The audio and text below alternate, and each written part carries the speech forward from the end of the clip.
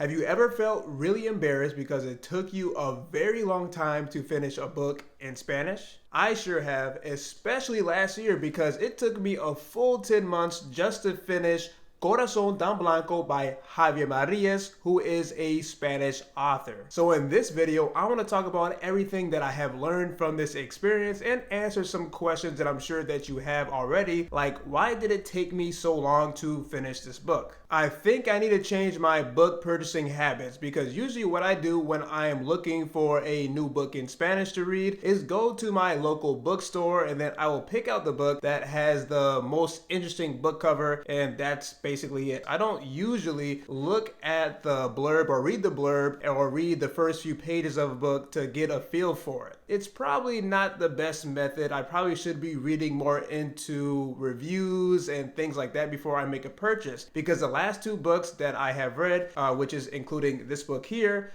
they have been quite boring to say the least. And even though I love to read and I love to learn and study Spanish, it's still very challenging for me to actually get through a book that I think is very boring. Even though it was quite the challenge to finish this book just because I was so bored, I know how important it is to have language learning goals. And that is because those goals are really what helped me to stay motivated when I was reading. For example, I really wanted to increase my speaking skills. I wanted to develop my Spanish accent. I wanted to increase my knowledge of Spanish grammar, and I definitely did that with this book because there was a lot of grammar that I had no knowledge about or I was very confused on. And then I also increased my vocabulary as well. So all those different goals helped to push me through all the boring chapters that I was reading. And one thing I want to mention is just because I say that I thought this book was boring,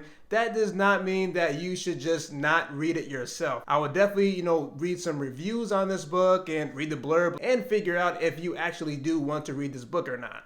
My lack of discipline definitely had a big contributing factor in why I was so bored. When I say lack of discipline, what I mean is I did not have a solid reading schedule, and for that reason, I did not finish until December 31st of last year. Now, this was a big issue because I kept on making excuses for why I was not reading, and I did not make reading a priority. Well, I'll say that I didn't make this particular book priority for reading because I did finish two other books that were in Spanish, and I know now that my inconsistent reading with my lack of discipline made this whole journey of reading this book more boring than it should have been because I couldn't really immerse myself in this book and really connect with the characters that I was reading and connect with the story just because I was only reading a few pages at a time for a full 10 months. And that was the other issue. I kept forgetting so many details of the book when I would start to read it again because it had been such a long time and I wasn't taking a lot of notes.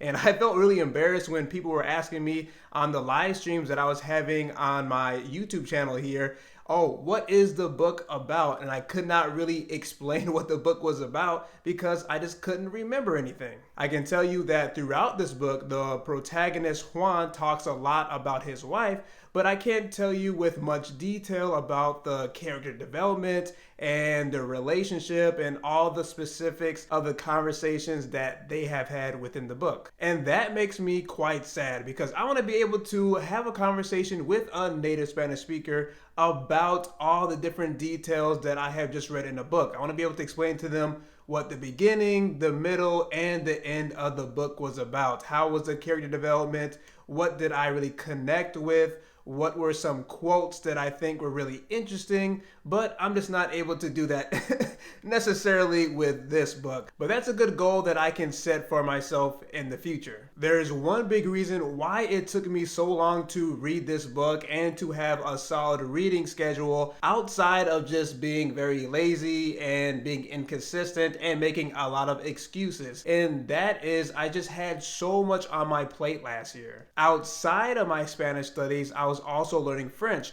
So I started to learn French at the beginning of last year. Now, this was a completely new experience trying to learn two languages at the same time. So it definitely required a lot more discipline. It required a lot more energy. and a lot more time. So this was a big challenge in trying to figure out how I can also read and fit that into this new language learning study schedule that I had. On top of that, as you know, I was making a lot of videos for my YouTube channel, and that takes up a decent amount of time as well. Plus, I have a full-time job, so there's just so many different things that I had to organize that I was not used to having to organize in my life. But maybe all those things are just so many excuses for why I took so long to finish this book in Spanish. But either way, I learned many lessons. And another lesson that I learned was making sure I'm very clear on how I want to read a book in Spanish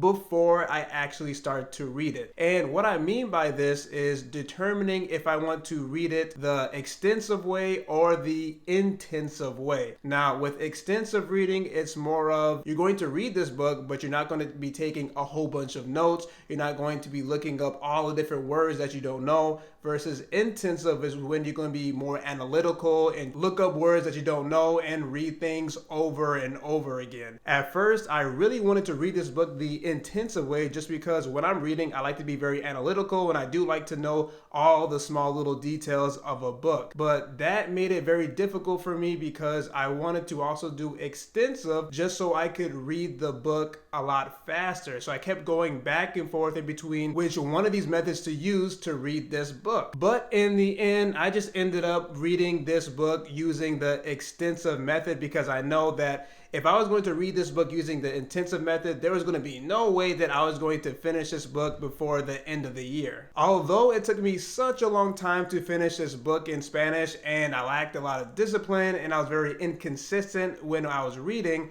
I still am kind of happy that this happened because now I know how I can be a better reader when I'm reading books in Spanish. And that is what this Spanish learning journey is all about for me, just learning from all my mistakes and then sharing these mistakes with you so you don't have to make them. Thank you very much for watching this video. Me llamo Josué, esto es Spanish Blueprints y nos vemos en el próximo video.